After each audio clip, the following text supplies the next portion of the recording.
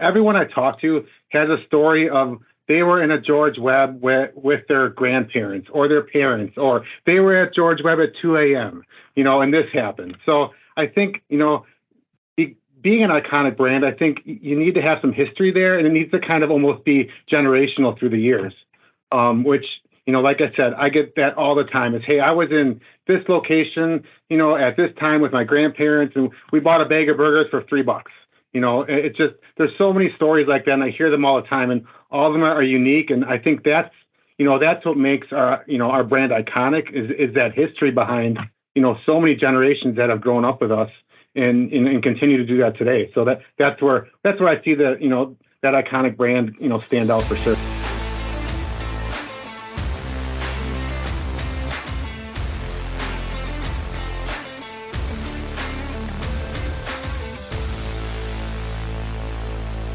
Welcome to another episode of Over a Pint, where we focus on the fast-paced, never-changing world of marketing, told through the eyes of folks that are in the trenches and doing it every single day. No theory on this show, Mr. Pat McGovern.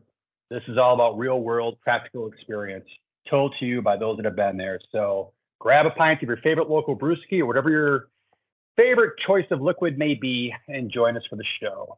Today, I am joined, as always, Pat, once again, is in the saddle with me. Mr. Pat McGovern, say hello.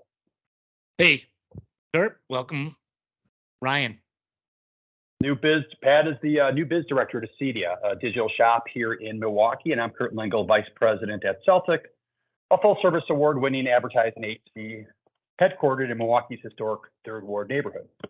So, Pat, as I always do, it seems like I do this every single time we're about ready to interview a new guest. I look back. I like to look back. I like to see some of the guests we've had on the past 3 years. And again, I'm just amazed by what we've had. I mean, it's and the variety, big brands, small brands, startup brands.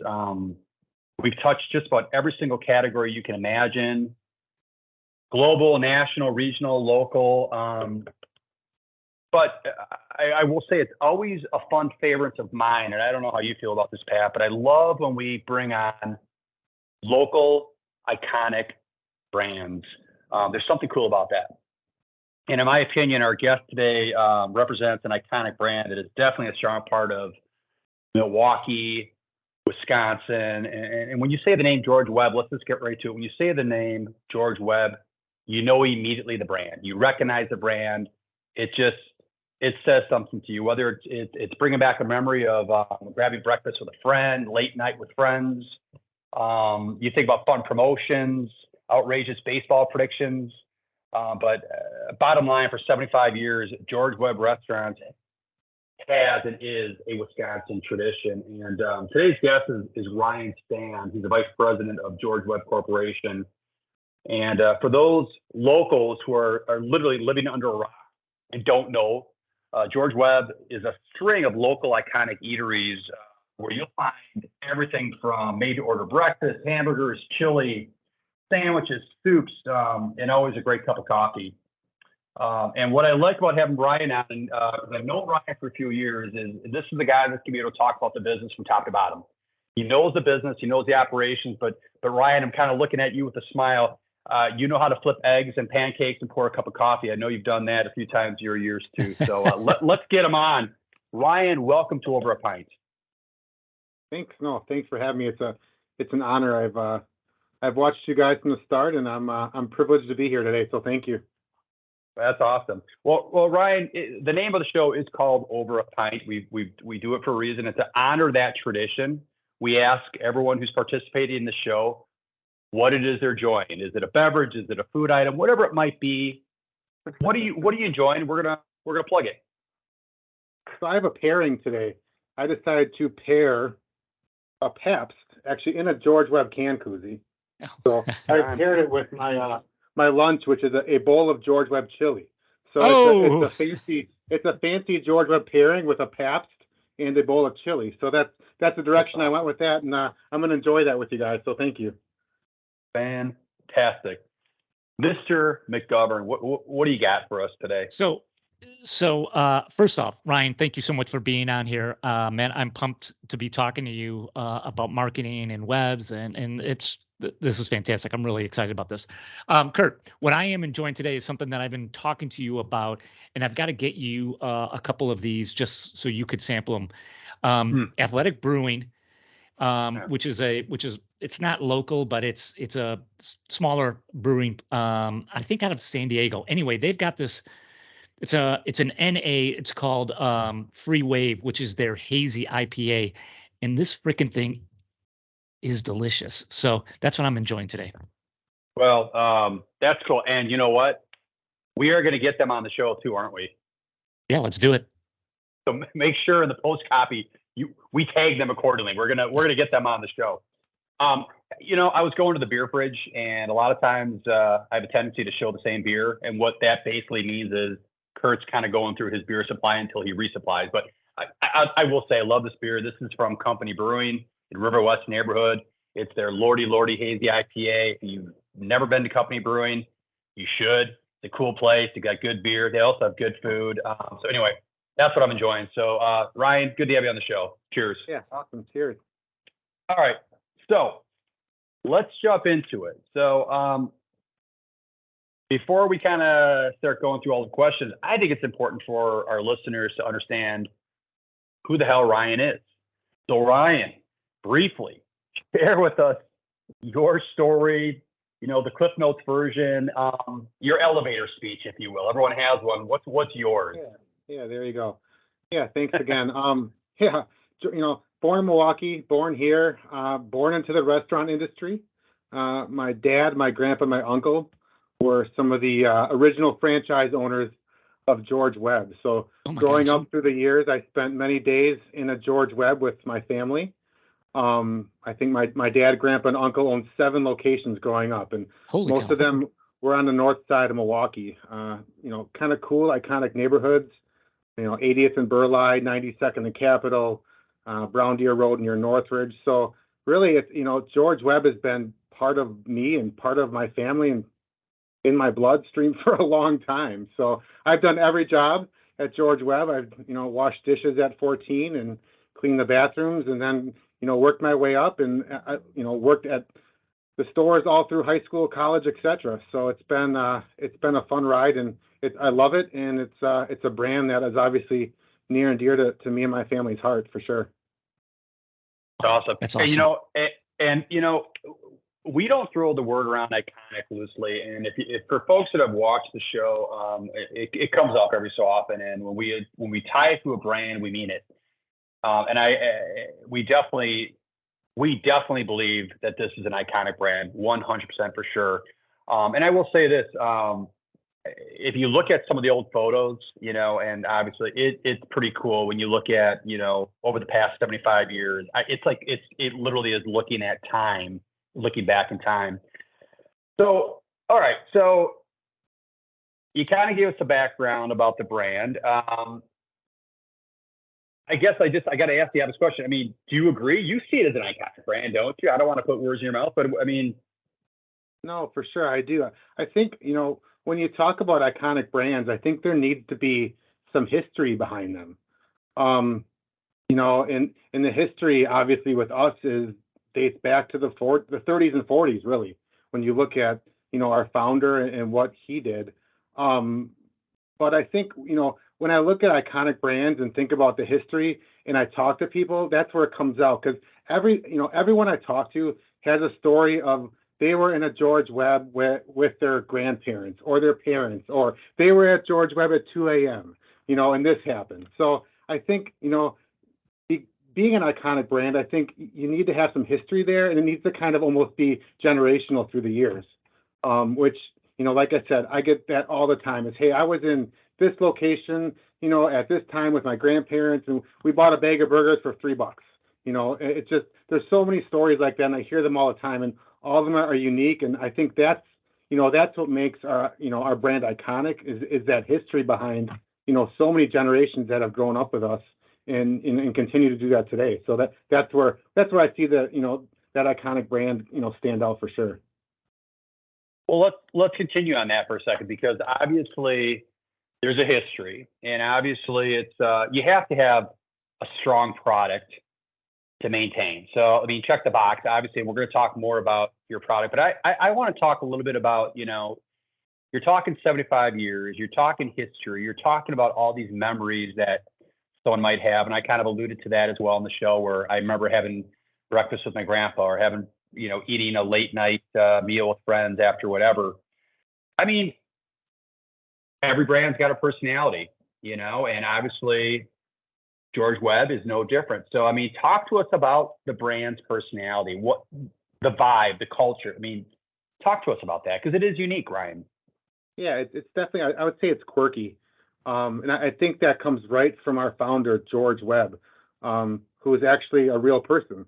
I get that question too. Was there really a George Webb? Yeah, there was. And, he had, just his marketing ideas, and he was a salesman. And I think that stood out in his brand that he developed, was that quirkiness. And whether it was a coupon that read, 7 burgers in a bag for 98 cents to any human being. Things like that were they were really odd at the time, I would assume, but they were fun and kind of made, him stand out. And we try to bring that into our brand today, whether it's 2 clocks hanging on the wall, or it's, different coupons we share. We have signs in some of our restaurants that say, our burgers contain VGM. Well, what is VGM? It's very good meat. It's just, there's different things that he did. Really was I felt like he was, an innovator in a way where he marketed, in a different way. Some of his coupons read things like, this coupon is valid to anyone who's not a Cubs fan. Things like that were just, they were off the wall.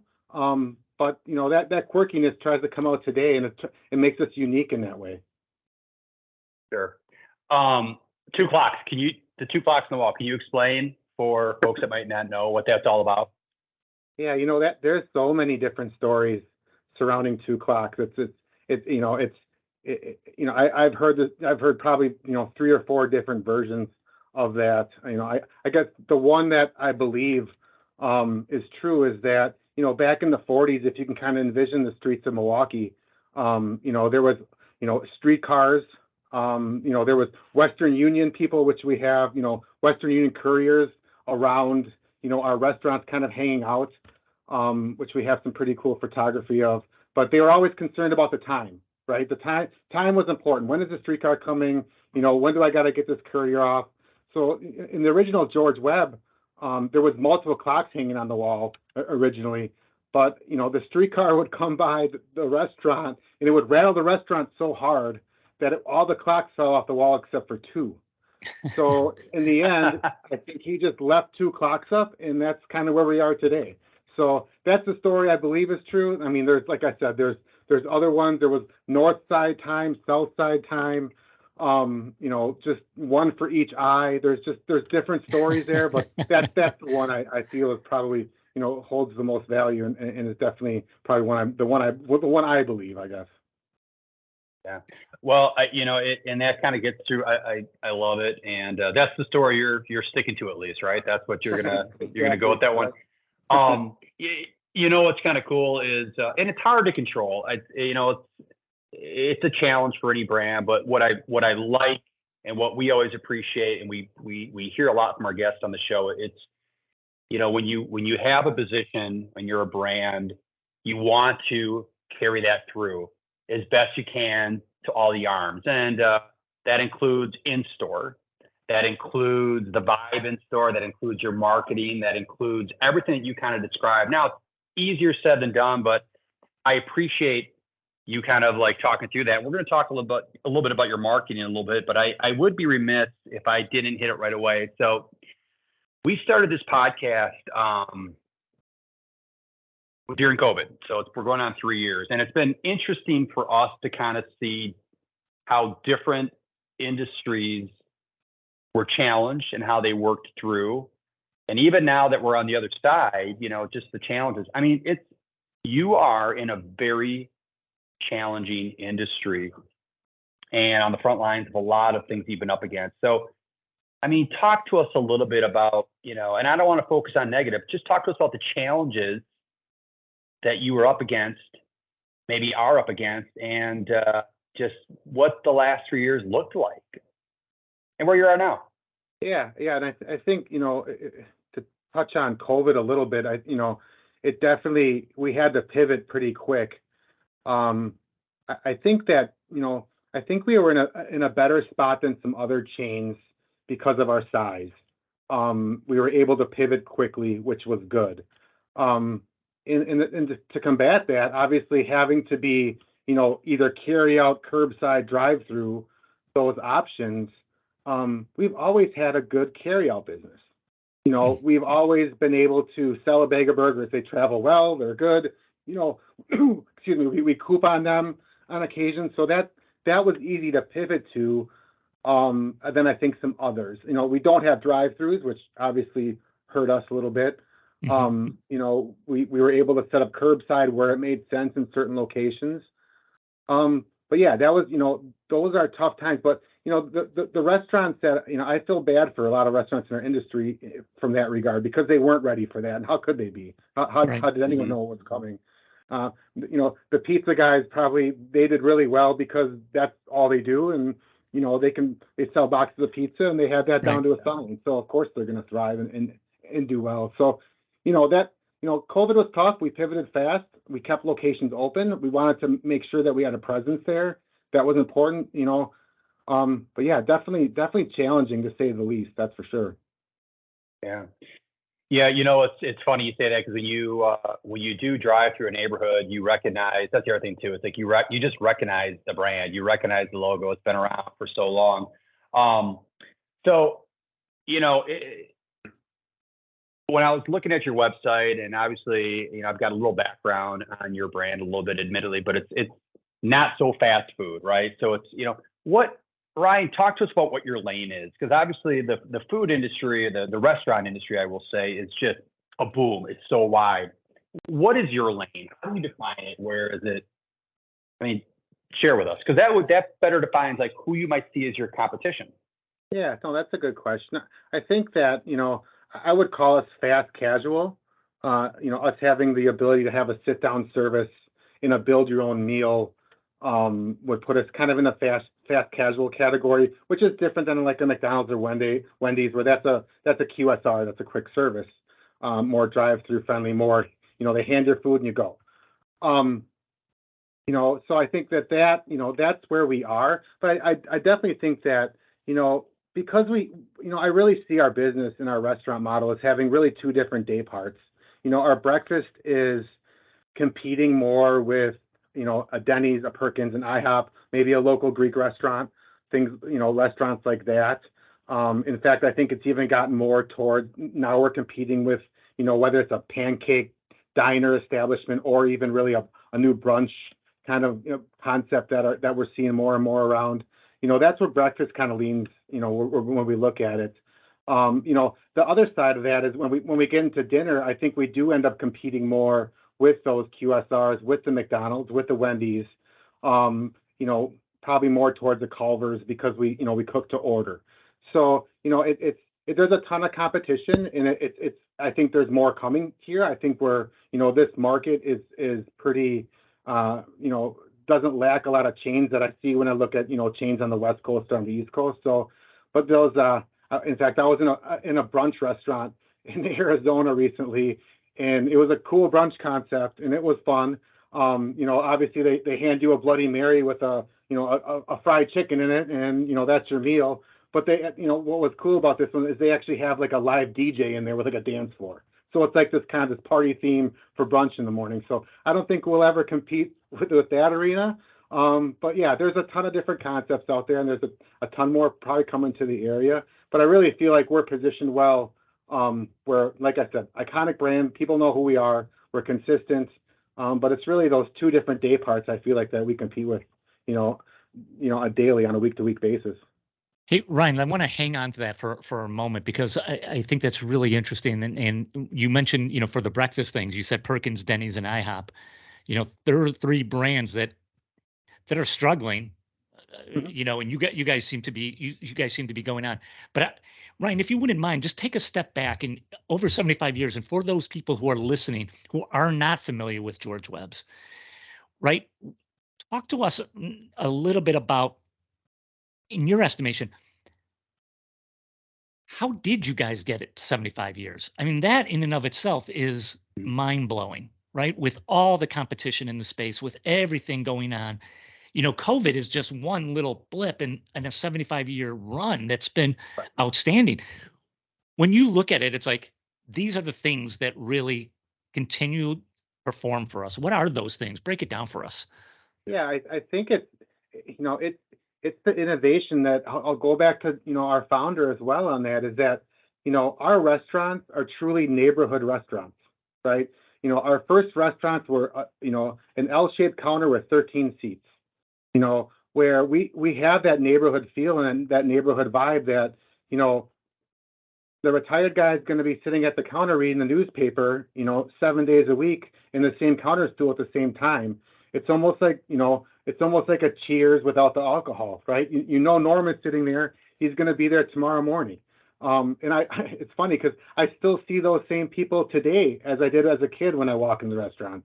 This guy's sitting at the counter in Brookfield and he's having his, cup of coffee with his one slice of rye toast and he's reading the paper. Or he's, talking to, the guy next to him who he's been meeting there for 20 years. So I think if you look at that aspect, I think that, having these neighborhood locations that truly build the community, relationship behind them really makes a difference. And I think there's other things you can look at. There's a Starbucks on every corner right now, right? But there wasn't, Right. How many years ago? But we kind of Right. had that for a long time, where we might have 3 locations up State Street, back in the 50s and 60s, or 4 locations down Wisconsin Avenue, every 10 or 15 blocks. We build a neighborhood restaurant, that they know who's there, they know who's probably working, their friends are there, and it's kind of a bar without alcohol feeling. Yeah, I love that. That's Pat, that was a great question, and Ryan, that was a super answer, and it just got me thinking a little bit about your response. And you're right. I think about some of the factors that played into your success, and we hear it over and over. It's like, be who you are, be authentic. And I think about George Webb, the brand. Yes, things have changed, but not as much as you think. There's been this consistency. You've kept in your lane. You've evolved. I'm not saying you haven't evolved, but it's not like you try to, like you said, it's like, okay, now we're going to be selling, we're the bar, we're the, you are who you are. I also was thinking a little bit about, you mentioned the word neighborhood. And I bet you that, yeah, what a differentiator, because let's just go with COVID for a second. Think about the areas that really got hit hard. The areas that really, really got hit hard often were the areas where it was business districts. It was places where they relied on us to be here 8 to 5, whereas the neighborhood, regardless of the tough times that people were going through, whether it is COVID or something else that's happened in past decades, the neighborhood is always there. The other thing too is, and I've been, I think, in almost every location, they're all sized appropriately too. That's the other thing too. And I think that gets back to the neighborhood. They're not these ginormous, like Pat, you would tell, like Denny's and Perkins. Like, well, those are huge places. Those are huge standalone places where your locations, Ryan, they're more intimate, neighborhoody. So I think you're right. That's all. A lot of that's helped you. Yeah, and I think, when you sit at the counter at one of our restaurants, it's almost like at times it can be like a entertainment show. It's like a play going on, and people like that. People, people want that interaction. They want to, they want to have that feeling of that community, and they want to see their neighbor there, and they want to have that local bar tavern feel, but doing a restaurant in a great environment. So no, that's dead on. And I want to just jump in here with again, for the people who are not familiar with this brand, Ryan is absolutely correct. And in that case, it's like, this is a diner type of environment. I mean, you go in there, and there are companies and there are restaurants that are spending millions and millions to try to get this feel. This is the feel. This is like authentically the feel. And you're absolutely right. You don't need any entertainment, because the entertainment is all around you when you're sitting there. It's really amazing. Oh, you're right by that. That's for sure. Good point. All right. So let's transition a little bit into the marketing of. So obviously, you've been a part of the business for a while. You've been a part of the industry. We see what a lot of other brands and category are doing. A lot of it's the expected. So talk to us a little bit about how you brand market the business, and things that maybe you are doing differently, or is your playbook pretty much spot on to what you're seeing others do? Talk to us a little bit about your strategy. Yeah, it's a good mix of, what it has been for a number of years, and that's, a mix of, some radio, TV. Obviously, we've been able to, get into more social, throughout the years, and building that up as well has been important for us, and it's, we still do some couponing too. So it's, that's still something that's important to us.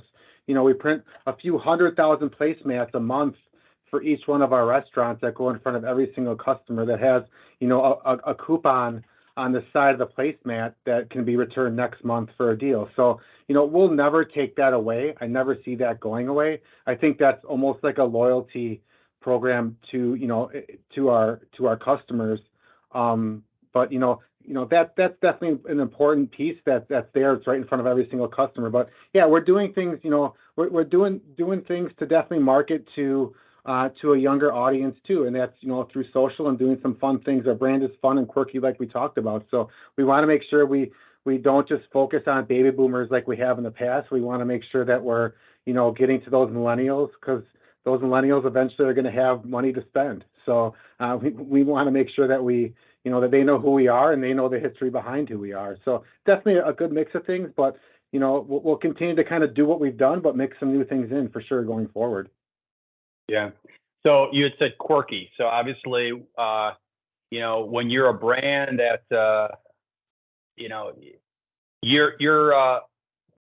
your parameters are a little looser than maybe another brand might be, because they're very, constrained, and they have more red tape to go through. There is a little more quirkiness here. So talk to us a little bit give us some examples, Ryan. So, okay. So here are some quirky things that we currently do or are doing or have been doing to really promote the brand, whether it's in-store, whether it's more grassroots on the street. Talk to us about some examples that make you unique from a marketing perspective. Yeah, and I think, what stands out to me most about that is probably our baseball prediction. I think that's pretty unique and quirky. I mean, I don't know of anyone else that has done anything like that through the years. I mean, that started, back in the 50s with the Braves. So I think that's definitely unique and quirky in that regard. But yeah, it comes out of, that quirkiness it comes out, and it makes the environment in the restaurant fun. When the Brewers are starting to win games, it's all you hear about when you go into restaurants. People talk about it, things like that. So, that quirkiness dates back. Like I said, I keep referring back to historical days with our founder, but I think that, we try to bring that into the brand, as much as possible. And we still try to do that just because that's fun. And people want to have that fun, when they're sitting and having breakfast, and, want to get that release of every day what they're talking about. They want to hear things. Yeah. So talk to us about the predictions thing. So for people that might not know, give it, we know, but share with us or with our listeners the prediction. So what that all entails, and probably what's kept you up at night a few times when you had to worry about fulfilling. Yeah, it's funny because, last year, before I get into prediction, but last year they won 11 games in a row, and I think their 12th game was going to be on the 4th of July, which, that would have been interesting. That was a little stressful, but it's fun, and we want that to happen. But yeah, George Webb started a prediction back in the 50s with the Milwaukee Braves, that they would win 11 games in a row. I don't know when that moved to 12, more than likely when the Brewers came, but our current prediction is the Brewers will win 12 games in a row. And we say that every year, and we feel that way every year. What that prediction meant was kind of always a mystery. Okay, George Webb predicts the Braves would win 11 games in a row, where we predict the Brewers would win 12 games in a row. What does that really mean? What are you guys going to do if it happened? And it didn't happen until 1987. That was the first time it ever happened. So I think there was a lot of, pent up, like, what is George Webb going to do, when it actually does happen. So in 87, when they won 13 in a row to start the season, we almost had to like make an announcement of what we were going to do. I mean, we weren't going to give away toast. We weren't going to, do something crazy. I think everyone knew we were going to give away burgers for free, but was that payoff going to really happen? So, like I said, it happened in '87. And like I said, that was, we had to actually hold a press conference to announce what we're going to do. Well, the national, I remember a number of years ago, I don't know how many years it was, when the Brewers were in the playoff run, that the national commentators, they got picked up because obviously the local market was talking about what could be coming. And that, I remember that the broadcasters were definitely picking it up. Yeah, in fact, I think we ended up dropping off some burgers at the Pfister for Joe Buck because he kept talking about it on the telecast, which was really cool. That was back in 2018, but that was interesting too because it was always we predict 12 games in a row as a win, but some of those 12 games stretched into the playoffs. So I think some people thought, oh, they don't have to honor it, which we did honor it, and we were going to honor it 100% for sure. But yeah, the national attention was crazy, and it's always fun. You got to slow down and soak it in from my standpoint because it's stressful, but it's also those are life moments and once in a lifetime moments. So you got to slow down and soak it in. My wife helped me remind me of that. So that's awesome. Ryan, I'm really interested to ask you this question, and it is kind of let us behind the curtain. And what is a day in the life of you like? And I'm guessing you have to understand the kind of the marketing communication side of things, like you were talking about, the mix of digital and with traditional, right? But given your background, it seems like you have a big hand in the operation side of things. This is just my sense. So if I'm wrong, I'm wrong. But how much of your time is also spent on, hey, you know what? We need to update the menu. Hey, we got to look at, or we need to add a different twist to the menu. We need to add this to pancakes, or we need to start doing this. Talk to us about both sides. Let us in on that. Yeah, I think operations does, we keep bringing up COVID. I don't want to, but we keep bringing it up. But yeah, I think since COVID, I've had to get more involved in operations because it's been really important to make sure that we're doing what we should be doing. But yeah, I do love operations. I'll be honest with you. I like to be in the restaurants. I like to know what are people ordering, what are people eating. Is our marketing material up correctly? Does it look good? Does it, is staff in uniform, and should we look at a change there? So there's definitely operations are definitely things I love to do. But yeah, I mean, there's weeks and days where, I'm busy with operations and then there's times when I'm looking at different limited time offers we might be running coming up, or, what our pricing is doing from market standpoints and how is inflation affecting us. So it encompasses a lot. But my true passion is still restaurant operations. I like being in the restaurants. That's fun. That's where the energy is. Yeah. Yeah. And so how often do you have to look at maybe menu changes or menu kind of additions? Is that like a fairly regular thing, or how do you, when do you decide like, yeah, we need to do something with this? Yeah. Definitely review, typically we'll review menus twice a year for adding items, changing pricing, looking at what's working and what isn't. Our menu has stayed the same for so long, and that's good and bad. But our menu and ingredients are simple, so we don't make a lot of changes. Our staff does a great job making the menu items we have. We serve them really consistently and really well, so we don't make a lot of changes to menus. But inflation has really affected a lot of how we're looking at menus, especially with pricing. We're through some issues with eggs right now, which has been great, but that was stressful as well because when prices go up 150%, and it's an item we sell so much of every day, those things just need direct attention immediately. Yeah. So we touched on it earlier, but I mean, we got to focus on this. 75 years. All right. Let's just pause during this interview a little bit. We got to spend a little time here. So, it's a big deal, right? It's huge. I feel like, it's like, this is the time, Ryan, for you to stand up and just do a jumping jack this is ginormous. Let's just think about this for a second. So this is the 75th anniversary. How does a brand like George Webb Restaurants, how do you celebrate something like that while still staying true to yourself? Obviously, you're not like it's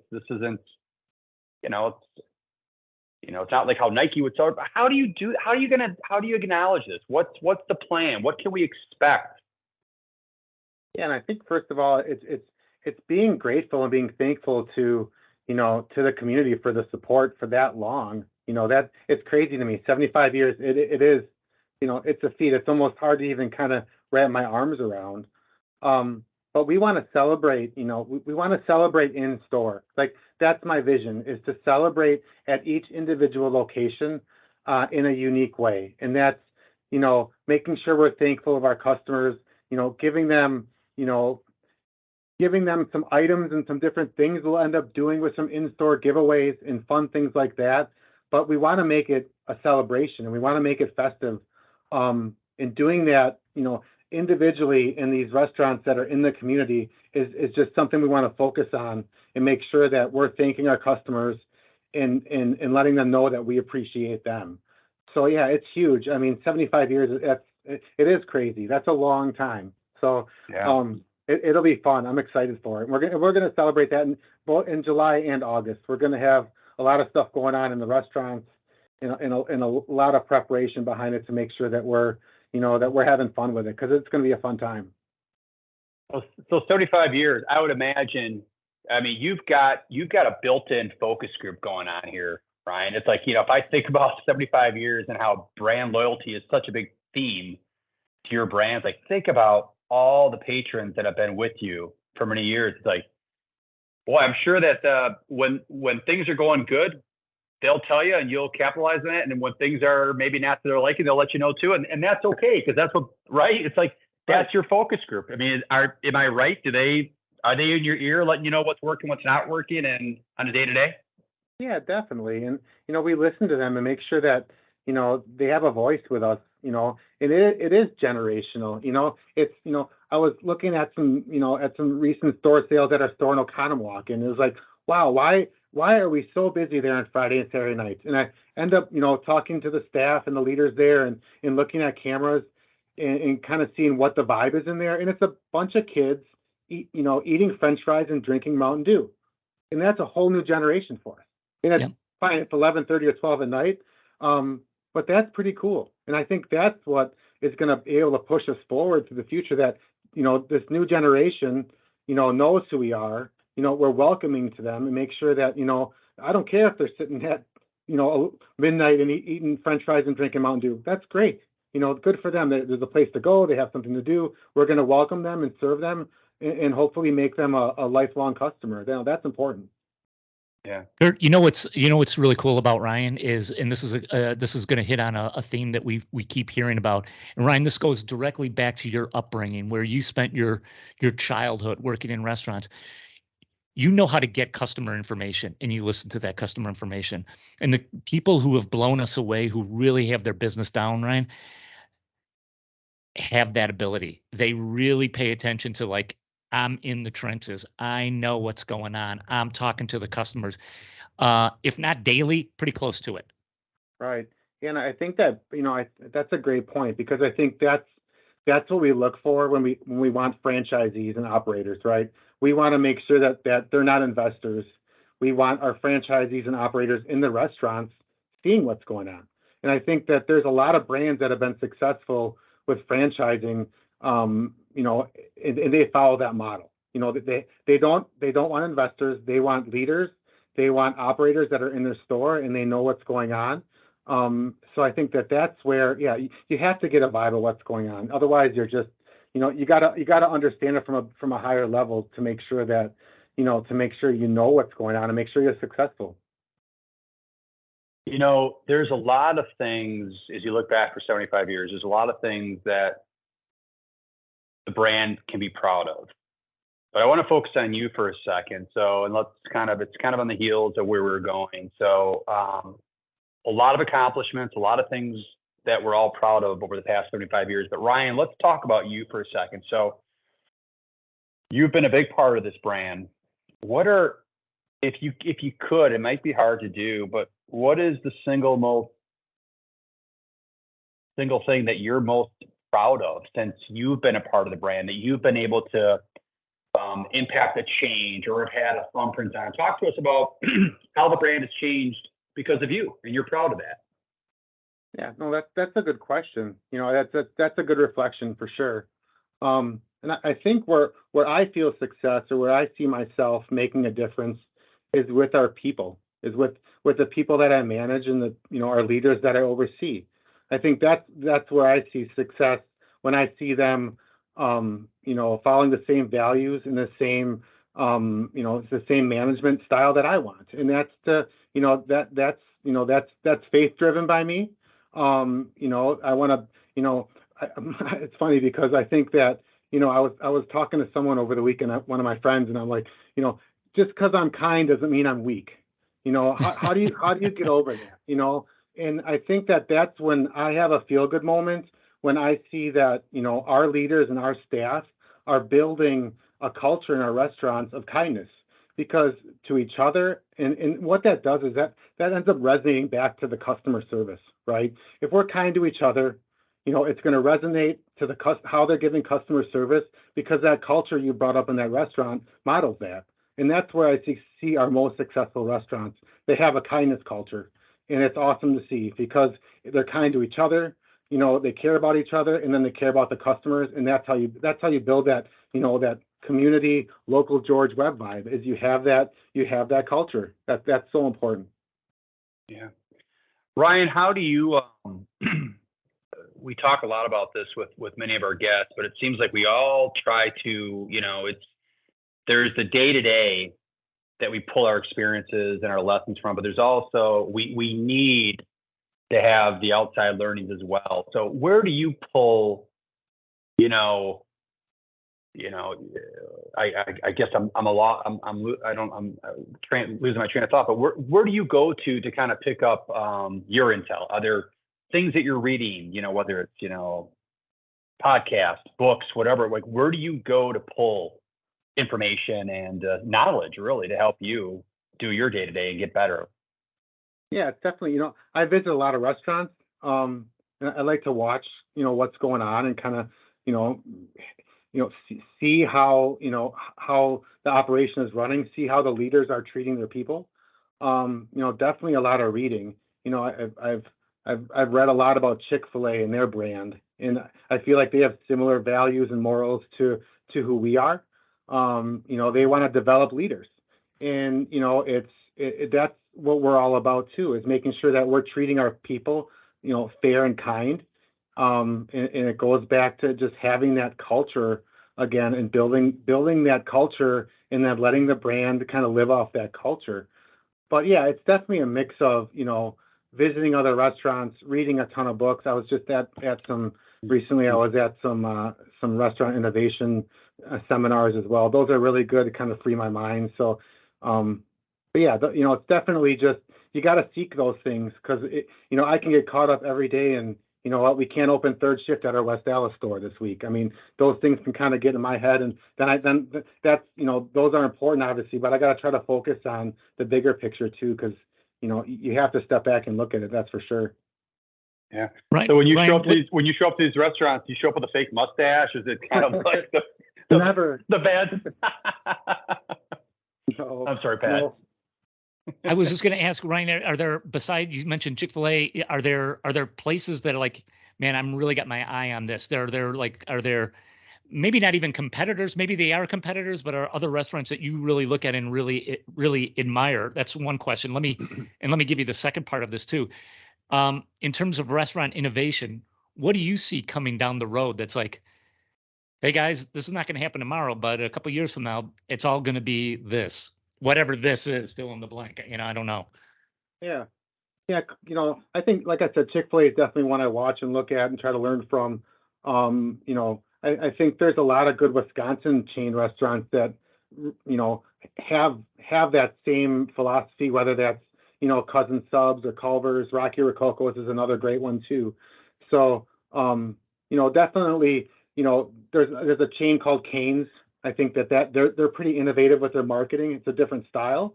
Yeah. But Jimmy John's is fun and fresh, and I like the feel that when I go into Jimmy John's. So yeah, there's definitely always have my eyes open on what I think will work for us and what won't.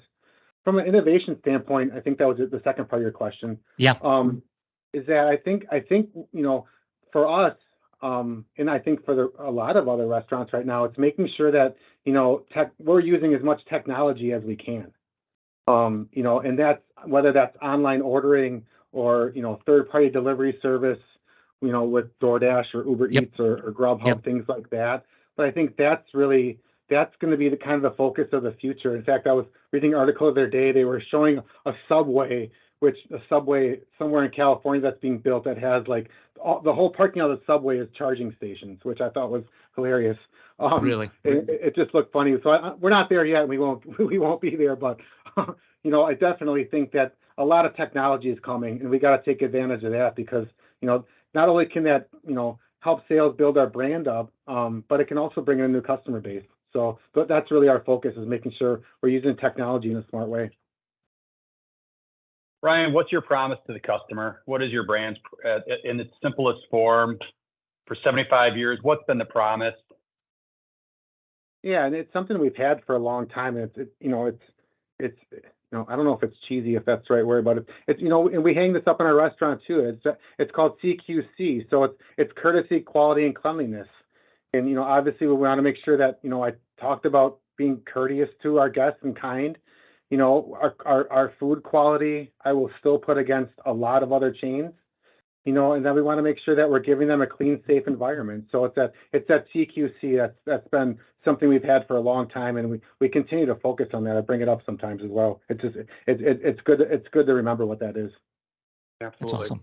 Yeah. Ryan, as we kind of come to a close here, I guess as we always do, we give the floor to our guests. So what I would say is, if there's anything you want to share with our listeners, if there's anything you want to plug, if there's anything you want to talk about, anything we didn't ask you that you said, hey, I wish they would have asked me this, the spotlight's on you. No, we covered a lot today. I appreciate it. It was good. I definitely think that we are iconic, and a lot of that is history. And we want to live off that history, but we want to make sure that we're reaching new customers, and that we're serving them well. We have a ton of regular customers, but we welcome new customers, and I think that's what's been able to get us through 75 years. But yeah, we're excited. We're always excited around baseball season that just started, so the Brewers look good. So we hope they can win off the prediction. But yeah, we're excited to celebrate 75 years, and Milwaukee is important to us, and we love the city. So. Absolutely. Well, what I would say is this: first of all, thank you. We want to thank you for joining us today, Ryan, and a sincere congratulations on 75 years. It's a big accomplishment, and cities are fortunate to have brands like you in their city. So I think Milwaukee and Southeast Wisconsin is also fortunate to have the George Webb Restaurants, if you will, because you're a big part of the DNA. So on that note, continued success. Congratulations on 75 years, folks. If you're listening, go check them out. This is a great neighborhood diner to go and get some good grub, some good food, friendly people, and meet some new people along the way too. So on that note, thank you, Ryan. And that's been another episode of Over a Pint. Till next time. Cheers, everyone. Thank you.